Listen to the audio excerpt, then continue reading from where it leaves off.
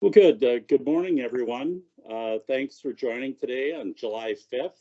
As I noted, you get extra points for participating today.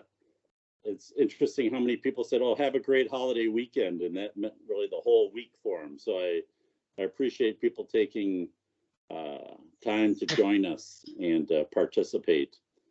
It was great again to be in Tennessee and enjoy our visits there, and really appreciated the hospitality and the gift bags, and that was great. The fun tours out in the woods and the lakes and everything we experienced there was just great. So thanks so much.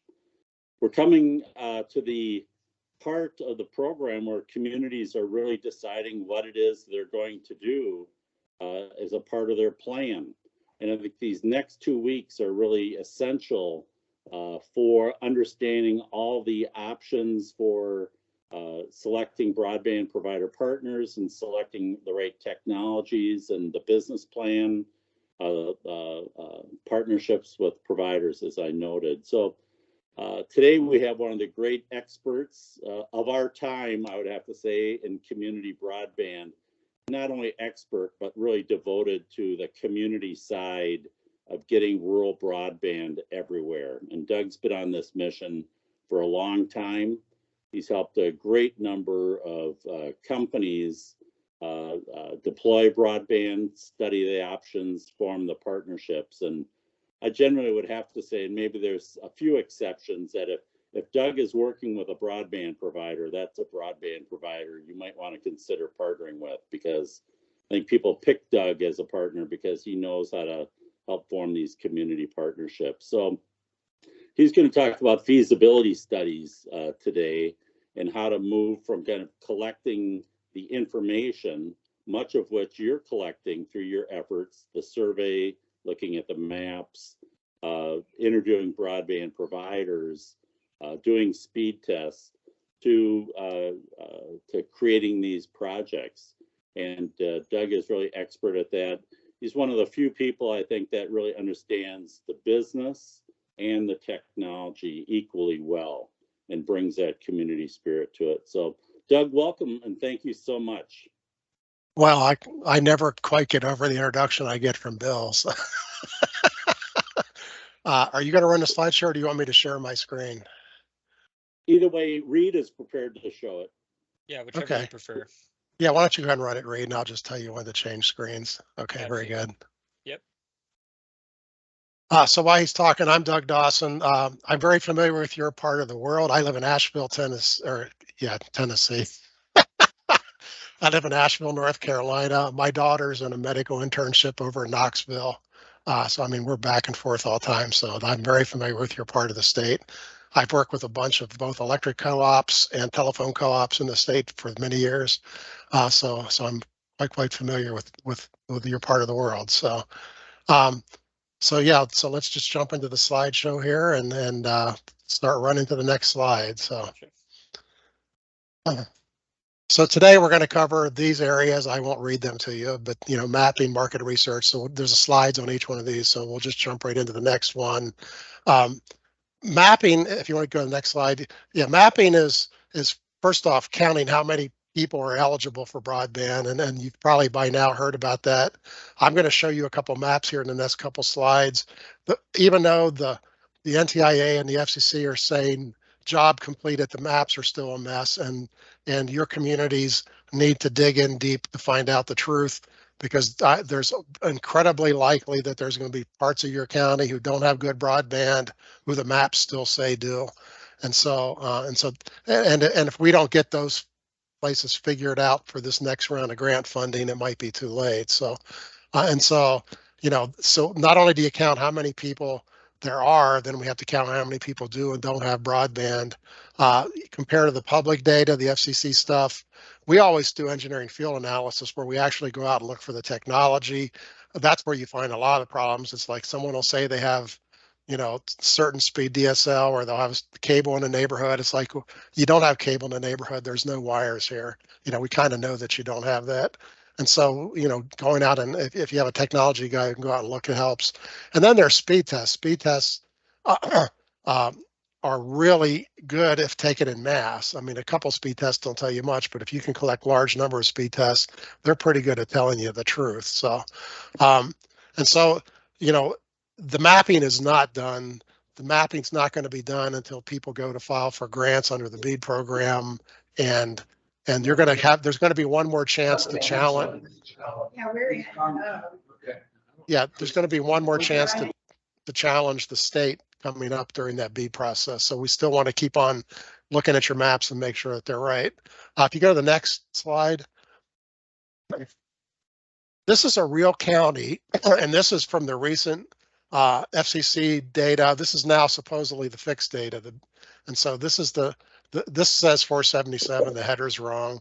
And so this is what the county shows in the FCC maps. It shows, and we've broken this county down by unserved, under 25.3 is blue, underserved is yellow. And those two categories are places that are eligible for grants. And then the orange is supposedly the people who have good broadband. But compare this to the next map. Next slide. That's what we believe is really there. And so that's a pretty gigantic difference. So the orange areas are served, the central one is served by a cable company. The bottom area down there is served by a fiber provider who built within a quarter mile on each side of a major highway. And there's a tiny little dot up in the left where somebody built fiber. And that's pretty much the broadband in the county. The other map, those are all ISPs who have said that they have 100 by 20 broadband, but they don't. Most of those are wireless, and they simply don't offer those speeds. And for grant purposes, a lot of them are unlicensed wireless, which for these grants doesn't count at all. And so it's really important to not just take the FCC maps at their face. This is the most extreme example I have. So, but I just did another county in Texas that I sent a report last week that was almost this bad. That county, per the FCC maps in Texas, the FCC said there was 500 unserved locations. We counted 6,000. And the point of counting these is you need to have those proof. That's what the first slide said. Do you have speed tests? Do you have technology proof? You have some kind of documentation that you can give to the state broadband office to prove that the maps are wrong. And so that's one of the things you do in a feasibility study. Nowadays, 5 years ago, we never looked at mapping. Nobody cared about it. But nowadays, because of the grants, that's a major piece of the work you do. So next slide. Then there's market research. For anyone who wants to be an ISP or anyone who wants to partner with someone to be an ISP, we have to make sure that the folks in the area really want broadband. So you get that information through a survey. Are they doing surveys as part of this, Bill? As part of this process? Yes, I see. Yes, I mean, surveys are really important because you start digging into what people really have and don't have. You find all their preferences. So, and those are really, really good stories to tell about lack of broadband. When the people tell you they don't have it at their house, you have to believe them. And so those are almost better than all the maps in the world, because people just go, look, I'm telling you, I've called everybody there is, and I can't buy 100 by 20 broadband. We also, businesses, I don't know if you're also surveying businesses, but that's equally as important. Businesses have a very different story to tell because businesses are telling us, and they have been for years, we've probably interviewed 10,000 businesses, and businesses get shut down nowadays if they lose their broadband for 10 minutes. For 10 minutes, they sit around twiddling their thumbs. I mean, everything that businesses do is moving online to the point where they can't function without it. All their software is in the cloud. All their places they buy and sell things are in the cloud. Their payrolls in the cloud. I mean, it's amazing how many of their functions have moved to cloud software. And a lot of them didn't even make that conscious decision because the software they use moved to the cloud on them. I mean, it's like, oh, Microsoft moved to the cloud on me. Well, I guess I'm in the cloud now. So as a feasibility, we also like to interview key stakeholders. That's in every county, there's a half a dozen or dozen people who really know what's going on with broadband. Yeah, I mean, they're the ones who really know what's where and what's been going on over the years. And those folks are just a wonderful font of information that we like to talk to us doing that. They very well be, your folks on your groups might be some of those people. So people who really know what's going on in the broadband world sometimes know more than almost anyone else.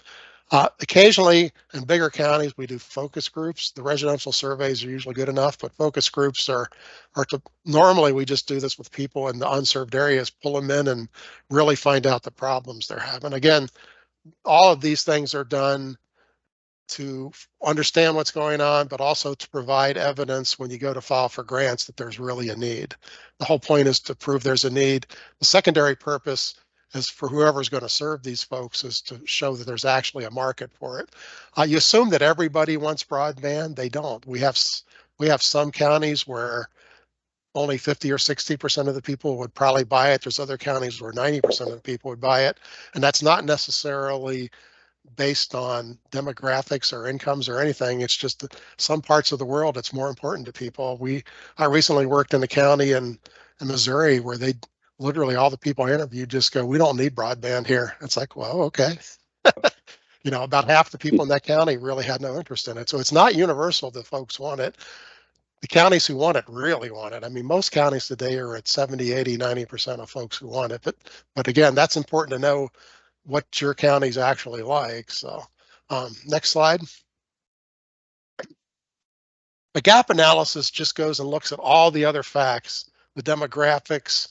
We start looking into what are the issues with affordability. Can folks afford broadband? We look at grants nowadays give extra points out for things like low income and various levels of poverty. And so there's all sorts of federal databases that include those things. And so it's important to map those out because areas that happen to meet some of those criteria get a priority in getting grants. And so this gap analysis is simply looking all that stuff up. There's actually some pretty good statistics in the census data on computer usage. We look at the trends of broadband speeds. All of these, again, are to this section of any feasibility study is to sort of get ready for grants. This is telling the rest of the story that lets you get grants. Always are awarded nowadays by points. They have certain issues that get points or don't get points, and you want to get as many points as possible. If you can dot the I's on these little things, sometimes you can get a couple extra points, which is why you might win a grant and somebody else doesn't. So this is pure research stuff mostly. So next.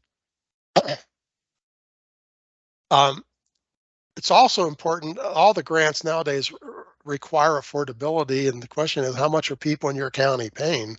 And it really differs. It's amazing that just one county next door to another and might be paying $10 more a month.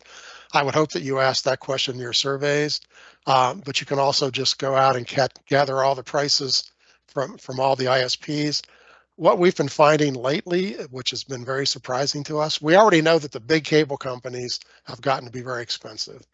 Comcast is literally at $100 now for their basic broadband. Charter's over 90. Most of the other big ones are pretty much on that same range anymore. And so you think that the prices in city are going to be higher. We're actually finding people are spending more money in the rural areas than they are in the cities. And it's because of some of the choices they have. Satellite broadband has data caps that are really severe. The hotspots from the cellular companies have even worse data caps. I mean, we have found homes during COVID were paying $500 to $1,000 a month to use a Verizon hotspot. I mean, the bills just rack up when you're buying data by the gigabit and your kids are using it for schoolwork. And so we're surprisingly finding that rural areas are actually going to get a big savings when somebody brings broadband in here. So, it's just important to know who all the ISPs are in the county. I mean, this is one way to make sure you don't miss any of them. Invariably, there's a few ISPs you think and you find that they're there and you didn't even know about it. So this is sort of the great research to find all that.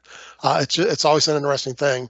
One thing that we have found, I probably have studied 100 counties in the last 3 years, and the trend is that the average price that people pay for broadband is still in the range of $70 to $75. But it's not unusual for you to find that your county could be $80 or even $90. And so that's an important number to know as part of this research. because it's certainly something that any ISP thinking about going for the grants really needs to understand. And again, the grants all make you prove all this stuff to them. They make you go out and prove all this price research anyhow. So we just do that as part of the feasibility study, so you can cut and paste it into your grant application. Next slide.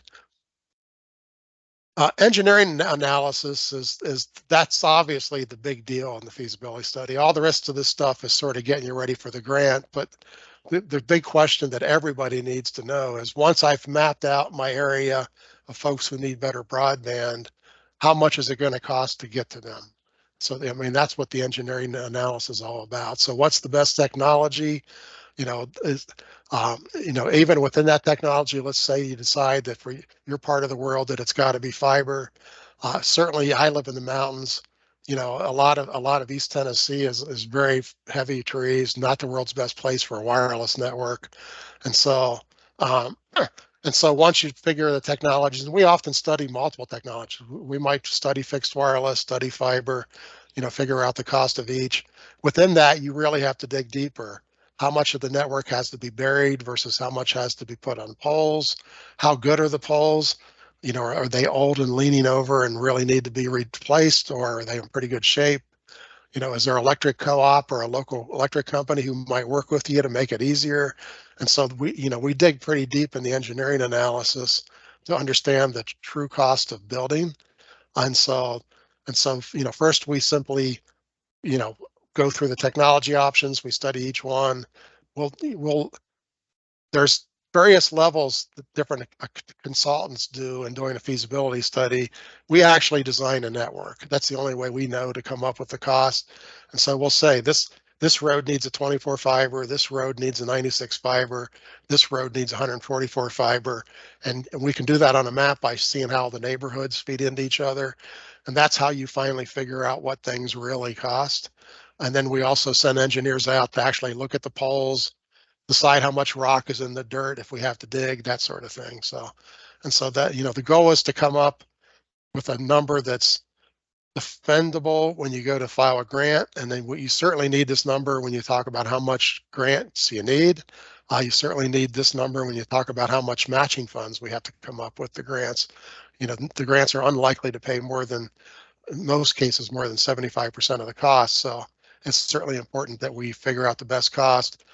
If you underfile in a grant and you ask for 20 million when it should have been 25, you can't ask for more later once they award the grant to you. So, I mean, you're kind of locked in with what you tell them it's going to cost. You don't want to find out that you underestimate it. So we always try to estimate a little high, but you can't go so high that it makes it hard to get the grant. There's just a fine line between, you want to always be conservatively high. We try to get within 5%, but you don't want to be 20% too high, because then they might just say your grant filing's not believable and kill you for that issue. So, that a question. You bet. I'm not sure who. Hi, this is Tracy from the Bedford County. The question I have is, when I listen to you describe what we need to have done here, that means we would have picked a provider, we know the technology, who's going where in the county, all of that's mapped before we apply for the grant. Am I inferring that correctly? That's a really good question. Somebody needs to know all this. Okay. So here's the two different approaches we have. Let's just say that you already know electric co-op's going to do this. Well, they're going to do most of this work. They're going to figure all this out if you already have that partner. What we have found is that most counties don't know who that partner is going to be. And so we've had counties I've probably done 600 of these studies, because what happens is the county does the study, and then no matter what ISP walks forward, they can hand them these answers. Because it's very surprising. You would think that ISPs already know this, like how much networks would cost. They don't, because they have to send out engineers and do the same work. And if they have opportunities in 6 or 7 counties, they're not out doing those estimates in 6 or 7 counties. And so the point of a feasibility study is, if you're not sure who you think your partner is going to be, then doing this kind of a study is a way to help you find partners. You can say, hey, we've already done the engineering here. Let's show it to you. Let's show you all the maps, give you the detail. show you what these things cost. So we sort of hand them a grant already ready. You know, they're going to fine tune it and stuff, but so the answer is a lot of counties have taken the approach of doing the feasibility first. If not, if you pick a partner, that partner has to do all these same items. So somebody has to do all these steps because these are all the things you need to file for grants. And so, there's no right or wrong approach. We've seen people take both of those paths. Thank you. You bet. Next slide. So then, after you've got the cost of the network, which is the big number, right? Then you can start talking about, well, how much grant do I need to make this thing work? And so, we know what the prices are. We know if the people in the county are interested in broadband. We can start estimating how successful a business might be there, which is exactly what an ISP is going to do. Again, we build business plans, and if they want, we'll share them with the ISPs. But the main reason to do this analysis is to make sure that you get enough grant money, because grants only cover assets. They don't cover the other costs of getting a business going. So there's always a startup cost to run any new market, even for an ISP who's been around forever. They're going to have to spend money on their staff for a year before they get any revenues, that sort of cost. So it's kind of good to know the total cost of it so that they have enough money ready to tackle the thing. So again, the main finding out of the financial analysis is it looks like in this county we need to come up with $20 million of grants. That's a number that everybody finds extremely useful to know. We just went to blue. There also, these grants can do things like look at partnerships. If you want to partner, there's an awful lot in Tennessee where, for example, electric co-ops are building the networks and telephone co-ops are operating them for them. And so these models also develop that partnership model so that both sides can figure out that they make money. Now that's sort of the study that comes, as you just asked Tracy, would come afterwards. That's not the feasibility level, but part of building these models is to answer those kind of questions so that partnerships can work. And so I've actually worked with a bunch of those folks in Tennessee to do exactly that, make sure that both parties are made whole. So next slide.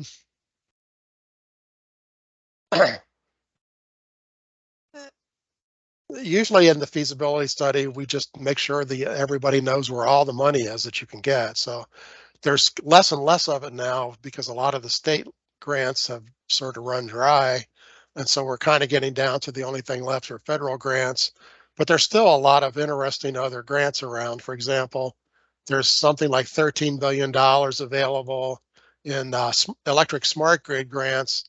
And those grants will go probably 80% to build fiber, because that's how you make your electric grid smarter, is you put electronics in it. Well, while you're building a smart electric grid, you can also serve houses off the same fiber. So we're already helping a lot of folks look at sort of bringing, we call those an esoteric grant. You're not specifically going at it for fiber, but guess what? It happens to bring broadband to a whole lot of folks. That's why you're doing the thing. So there's still those sort of grants around that are not the main big ones that are always worth looking at. So, but the other part of doing this analysis is, and this is a big part of what I do for a living, ISPs do. We kind of think that ISPs have a lot of money, and they don't, because all their money is in their assets in the ground. And so it's a very big challenge for ISPs to come up with the matching money for these grants. And so that's part of these feasibility studies, particularly if we already know who the partner is to say, what's it going to take to help you, ISP, Mr. A, to go figure the rest of that money, loans, equity, loan guarantees, and all sorts of other kinds of financing. And so that's a big part of the analysis before you get to the grant phase. You can't file a grant until you know the money. And so that's generally a part of what we do here. In a feasibility study, this is high level. As soon as we have a partner, it becomes very detailed. And so that, it turns around and goes, where's this ISP? Unless the ISP's charter, if it's anyone smaller, getting the matching funds is always a pretty big deal. So Very few ISPs, including people like electric co-ops, have a lot of money sitting around. They just don't sit on money. So next slide. Again, these are analysis that we often do in the feasibility studies when a community asks us to. Again, these kind of things actually fit very well also into grant financing. You know, benefits of broadband. What are all the benefits? There's a lot of them. This is something I'm sure you're doing in here, how to find a partner. I mean, that's, for a county who doesn't know how to find a partner, we can give you the way to do that. Industry trends, operational analysis. Believe it or not, I have a few counties who want to build these networks. They want to get the grant money and build the networks. That's rare, but I'm working with 2 of them right now who every time I hear about one of those, they surprise me. But if that's what they want, we help them do that. The regulatory environment, a timeline, how long does it take to build a network is usually an important one. And then regional collaborations.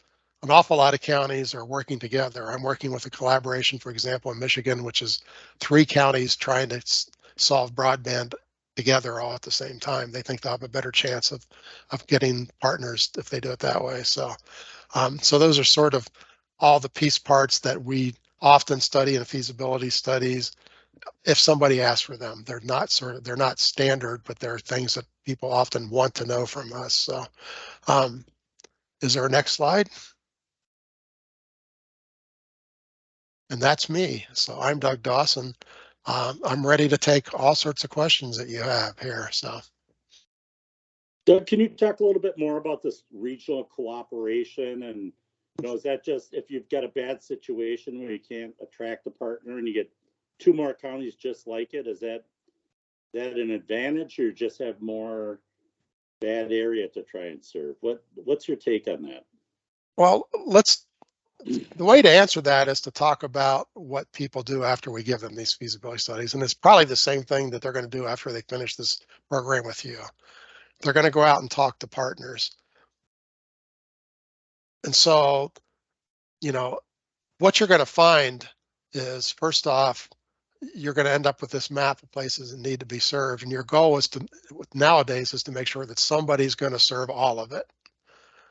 And so, and what we're finding regionally is there's X number of local ISPs in a 5-county region, and they're going to have to pick and choose in these areas where they're going to go. And so the counties who are working together are saying, look, we all want to get all of our places served. So let's pull the ISPs into the room with our 5-county map. In this case, the one I'm doing is 3-county. And let's talk to them together and say, how can I get somebody to do this northeast part, the southeast part, of all the counties? Because the ISPs can file for grant projects that cross county borders. They're not locked to counties for grants. It doesn't work that way at all. They can put a grant in that covers 3 counties if they want. And so the idea there is the chances are you and your neighbors have the same potential ISP partners. Now, if you're in a part of the world where that's not true, if the east side of the mountain's got one set of ISPs and the right side of the mountain has another set of ISPs, there's probably not a whole lot of value in collaborating. But if you're all working with the same pool of people who possibly can solve the problems, then working together is a way to have those conversations.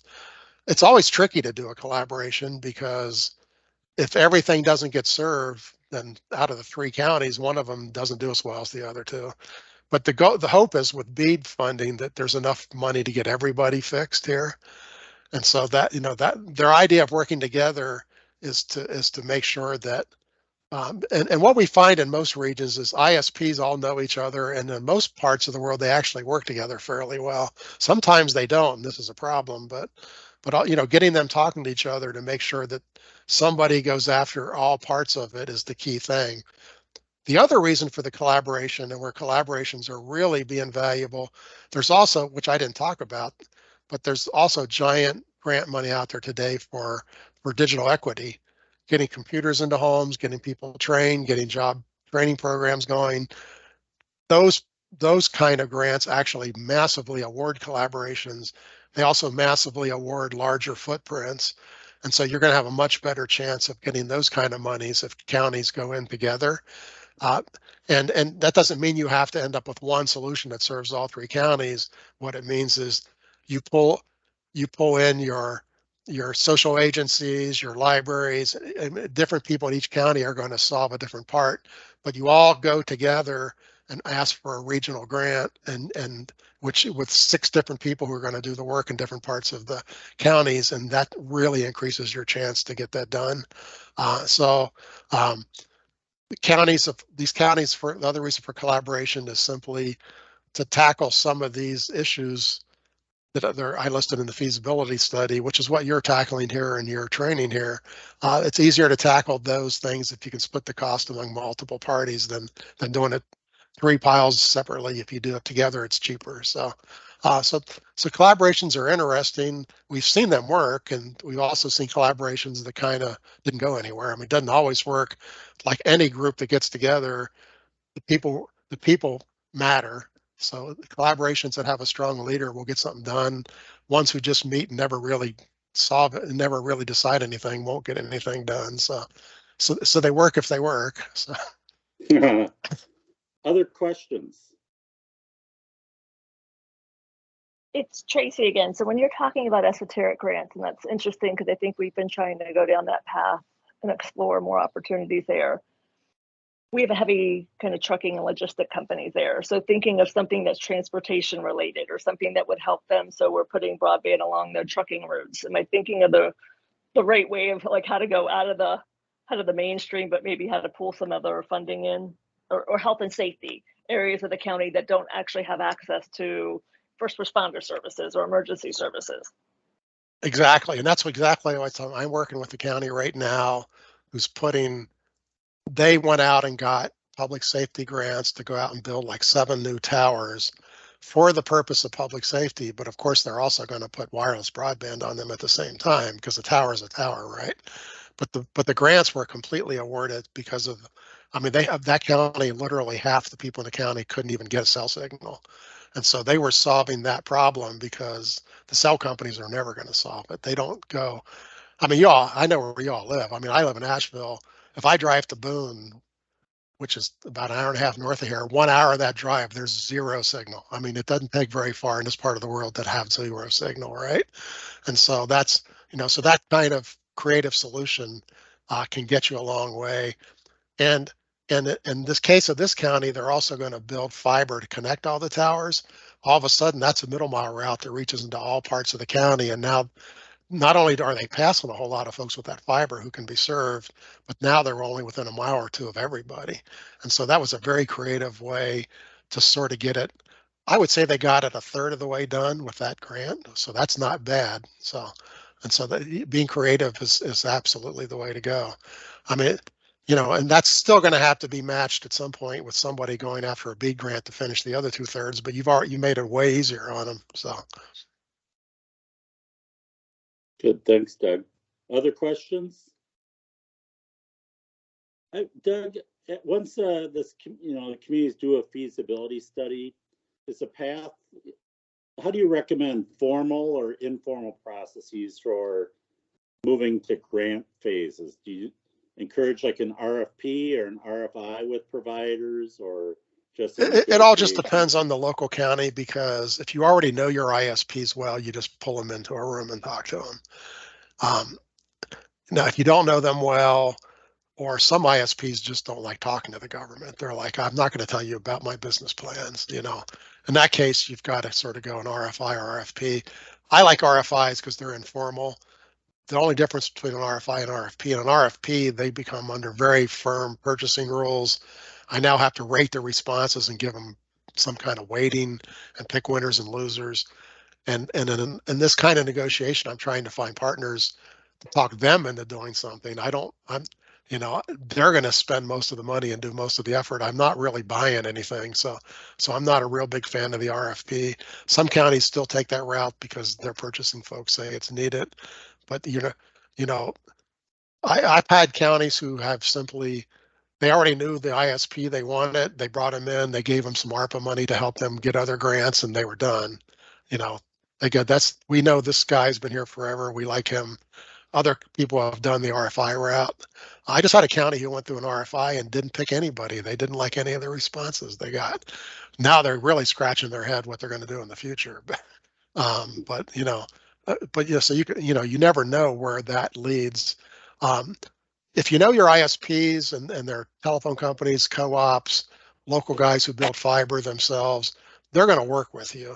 The big companies, if you're going to bring charter in, they're going to ask you for 3 times more money than they really need, hoping to talk you out of more money. And not that they may not build a great fiber network and do a good job, but you have to have some due diligence on what they're asking for, which is another reason to have some sort of feasibility study. Because when they come in, we just did this for a county where one of the big telcos came in and said they wanted a grant from the county, and they showed their prices, which were $14,000 a passing, which is incredibly high in that particular part of the world because it was open plains.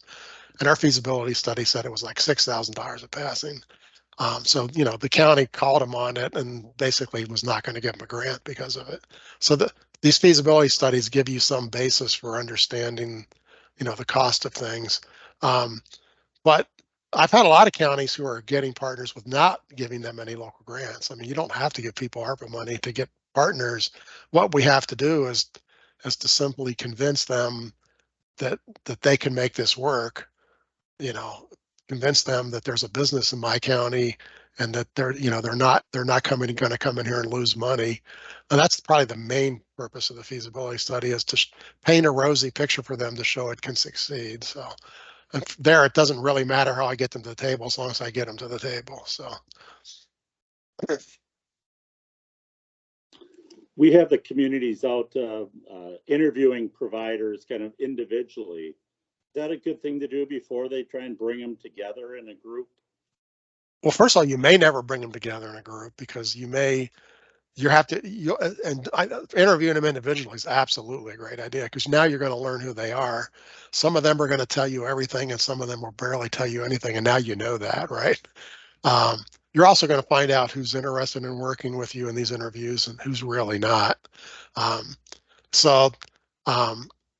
But when I say bring them all together, I literally don't often put them in the room. What I do is say, hey, look, what are your plans? You're going to serve the Northwest. Well, this other guy said he's going to serve the Northwest too. Can I put the two of you together so that you don't go ask grants for the same area? Because only one of you is going to win and the other guy's going to not get any grant money. So that kind of coordination is probably the number one value the county can bring. It's like, hey, why don't the two of you shift your maps so that you cover these areas too? And oftentimes they will do that. They do not want to compete with each other. That's not their goal in life. They want to go for a grant where they have a pretty good chance of winning. And is the whole purpose of it. So, and the county is sort of that middleman. You can look at the big picture where, they're not necessarily going to be able to do that. So. But I have brought them all in a room. Sometimes that works and sometimes that's chaos. Well, and sometimes if they're I see that working a lot better if it's smaller, yes, locally owned. If they're all local small guys, getting them in a room is actually a good plan. If you're going to get them all in the room and you also have Charter and Frontier there, you may not get very far. It just depends who's coming to the room. So a lot of little guys will not want to be in a meeting where Charter's at. So a lot of ISPs do not like each other. You'll figure that out too. So. Good. Other questions from the communities? Don't be shy. You can probably take my picture down, by the way. I've been up there a pretty long time. So Roane County, I'll pick on you, Kenny. When you hear Doug talk about the process and the steps and so on, how do you relate that to your journey, your planning? Yeah, we've been basically each week having one of the providers come in after the Wednesday meeting, and we've been doing the interviews. There have been a few that we have been having trouble, making contact with. We have a few that we have made contact with, and now we're it's going to be in the future, in the next couple of weeks. There's supposed to be a couple of, we have the big boys so far that we've already gotten, but we do have a couple of companies that are in other areas that possibly might come to this area. So that's the one we're reaching out to right now. And that's a really good point. It's not who's in your county today. If they're just across the border, they're a very potentially good partner. So, yeah. So, yeah, a few of them will never talk to you. That's just, you know, some ISPs just don't talk to people. So you'll figure that out. How about Monroe County? I see you here today. What do you have questions for Doug, or, you know, explain what you're doing and how well it's going, and maybe Doug has a good, helpful advice for you. Thank you, Bill. We are still working on ours. We don't have any questions so far for Doug. Some great content. As you suggested, Bill, we're going to try to make our interviews more of a group effort. We were having our director of IT taking care of it. We've not had an extensive amount of luck. We've basically had 2 good responses so far, but none from our larger providers. So we're also probably going to take the approach that having our county mayor reach out to those providers individually to try to encourage them to meet with us. So that way we can have some progress on that. So that's where we are on that situation. Good, thank you. Doug, have you seen like state legislators, you know, be effective levers on some of these providers that maybe are more reluctant, you know, to do projects in rural areas? Is this a strictly business, or is there political kind of strategies that you've seen to be effective? I've never had any luck that way. I mean, it's strictly business. They're either interested or they're not. And you know, one of the reasons to do a feasibility study, and I'm not trying to sell them to you all, one of the reasons to do one is that you have enough facts to make them interested. I mean, that's the whole point, is to show them it's a good opportunity. But some ISPs already know what their future is, and they don't care about anything else. They go, I'm this size, I'm going to go to this expansion area, and that's all I can afford to do, and I'm done. And so they're just not going to, they're not really interested in, I mean, you're just going to find that out. So that area may already include you, and they may not think they need to tell you about it. ISPs are, sometimes some of the little local guys are very private. I mean, they just don't, you know, they don't want to tell you anything because you're public, and they're afraid you'll tell everybody else. I mean, they're, you know, you get this whole weird dynamic. They're small businesses who are they're a little intimidated by government, some of them. So they really don't like open records laws, for example. I mean, they're scared to death of them. So, yeah. Is the ability of a county or community to support the provider's application to help with the grant application, is that a big benefit that a community can provide? That's a huge deal, and let me tell you why.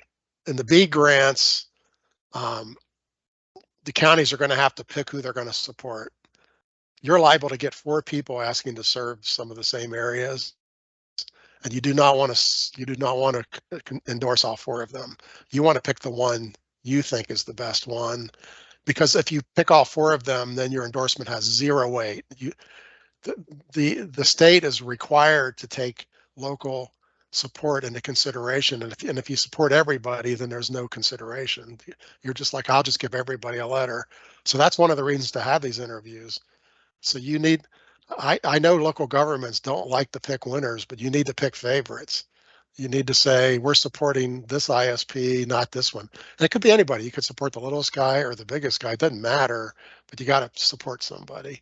And so that endorsement is actually one of the most powerful tools that you have, because now you may have 4 different endorsements for 4 different parts of the county, because it's very rare to get one solution for the whole county. And that does happen, but that's pretty rare. And so, you know, so you may be supporting multiple ISPs, but you don't want to support them that overlap each other very much. So that's pretty important. That's a good question, Bill. When we ask the communities to create their vision, which, you know, includes really their criteria for what's a good broadband service, you know, reliability, pricing, speeds and so on. And so they've done a lot of work on that. We've used it to really hammer out a community consensus about what's good enough for the communities. And so that's a great. And that's the tool you should use to decide who you're going to endorse. Plus your interviews, you're going to, I mean, sometimes you're just going to meet ISPs you don't like. It's like, I don't trust that guy. I mean, I've had counties go, I'm not supporting that guy. He just gives me a bad vibe, or I love that guy. This is exactly who we want in our county. And so that's why the interviews are important. That's all part of it. I mean, this is a business who's going to be in your community for the next 50 years. You better make sure that you endorse who you really want to be there. So, and who meets your vision statement. So, and also who will definitely be there is, like a co-op is going to be a co-op for a long time, whereas the co-op's going to be there 100 years from now. You bet. So that's important. And some of the venture capital backed guys may not be there 7 years from now. They're building these things to flip. So they're not too hard to spot because they're going to come in and tell you they have all the money in the world and no one else except them has that. So somebody tells you that they're venture backed. Huh? Who's going to be the buyer for those networks? Beats the heck out of any of us in the industry. They think there's going to be one. They think they're all going to roll up. They think one of the venture capital firms will buy out the other 20 is what they think. I don't know. They could be right. Okay. Probably all end up with Apollo, the same guys who bought CenturyLink, right? Who knows? So good deal. Any other questions? Adrienne, you've been amazingly quiet today. Do you have a question for Doug? No, I don't. And Bill, because you're asking all the right questions. Doug, I really always want to thank you so much for being here and sharing your decades of experience in the field. I want to say that Doug has been enormously generous with our other communities. If you have questions that come up afterwards, that's the reason his contact information is there. And I've never met anybody in the field who's willing to say, I know it and I can help you, or no, I may not be the right person, but go here. So I appreciate it. The other thing we should alert people to, Bill, is Doug has an incredible blog that is pretty much out daily. Doug, am I right? Can you maybe stick a link in? It's on that last page. Oh, it's on the last page. Yeah, that's it's Pots and fantastic. Pans by CCG. Yes. Yeah, so I will say that, Benton also has a daily newsletter, and we more often than not include links to Doug's articles too, but I think it's just a very plain spoken, understandable way to get into the broadband business. So I highly recommend it. Thanks, Doug. Yeah, I talk about all the issues that we're talking about here today. That's what I talk about in the blog. So, yeah.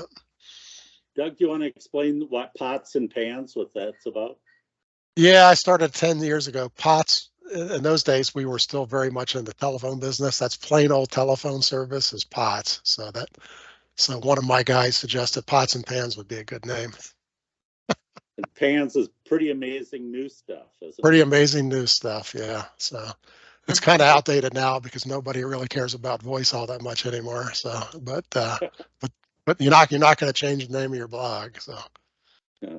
Doug, thank you so much for again sharing and being out there with the communities. And I was talking to Doug a little bit in preparation for today, and I said, "Oh well, Minnesota just gave away a lot of money," and Doug says, "Yeah, a couple of my clients got some good chunks." So that's always great, and a huge track record of being able to attract the financing. And yeah, we've had about a 90% success rate on grants, so we're doing pretty good. So yeah, and probably that's because I only take on people I think can win. no, just like being a Yankees fan, I suppose. So. Yeah, kind of. Yeah. Yeah.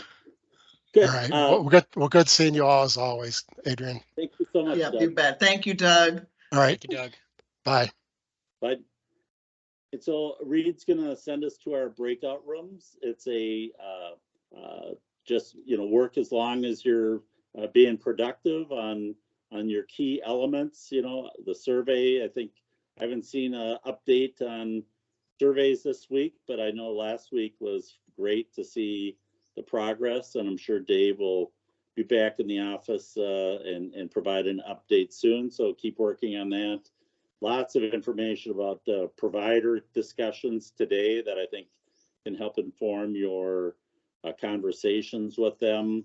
And we'll keep progressing on that.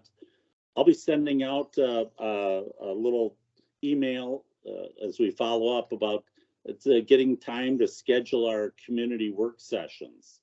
And so we'll be looking for times that you're available in your communities to meet with me, and maybe Reed and Adrienne will tag along, and our community helpers, liaisons. But the idea is to set 2 meeting dates, each 2 hours, in those last couple weeks for me to meet with you, discuss what have we learned and what's the plan. And sometimes that's a 1 meeting kind of thing. Sometimes it splits into 2, or a second meeting is more abbreviated. So we'll try and find a time for those where I can meet with you and help you finalize your plans and have those conversations. Sometimes I can serve as advisor, sometimes as devil's advocate, ask the good questions. And then as we help you get prepared for your presentation to the rest of the peer group, and then also then to your local elected officials and other groups in your community. Do people have any questions of where we are in the process, or anything that's going great or needs help? Or hey, Bill, you mentioned the presentations. Is there a format for that, or when will we have that? Yeah, so we've got a slide deck that kind of goes through, that same framework. What have we learned and what are we going to be doing? And so we'll get that to you well in advance of when you really need it. And I can clearly send that out soon, so it's not like it's secret or anything, but it's essentially, what is our mapping, what does our mapping show? Not only pictures of the maps, but some conclusions. What does our survey show? What are the comments from the survey? And so helping you pick out what are the key elements that if you have 15 minutes before the county board, what is it that you want to tell them in terms of situation analysis and next steps? And so that, not that you might have more time with your county board, but a lot of times that's a likely time slot that a county board will budget for a presentation like that. So we try and get you to help form that presentation so it's really effective, whether it's a county board or the Rotary or anywhere else. No, that's great. I'm just trying to, so I'm looking at the calendar thinking we've got 5 weeks left if I counted right. So August 9th. So we'll be doing that on the 9th. Okay. The 9th is the presentations. The 2 weeks prior, we don't have Thursday morning or Wednesday morning meetings, but we will have those individual community meetings. Okay. So we just really have a few presentations left. Thank you. Good. Well, with that.